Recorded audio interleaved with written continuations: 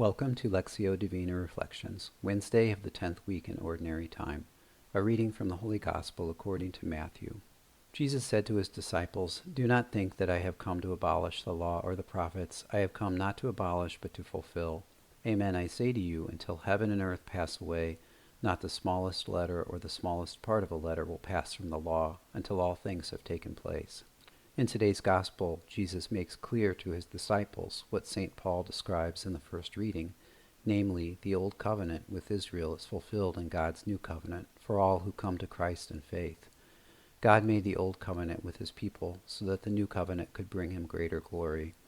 As Paul says, "For if what was going to fade was glorious, how much more will what endures be glorious?"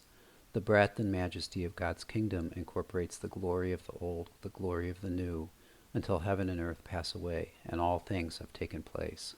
God, help me understand the sweeping breadth of your being, manifest in the Old Covenant and fulfilled through your Son in the New. Jesus says, "I have not come to abolish, but to fulfill." Nothing is lost in these covenants, and whoever is obedient to them and teaches them, as Jesus says, will be called greatest in the kingdom of heaven. Help me be obedient to the truth of your glory. From the Gospel Acclamation. Teach me your paths, my God, and guide me in your truth. Glory be to the Father, and to the Son, and to the Holy Spirit, as it was in the beginning, is now, and ever shall be, world without end. Amen.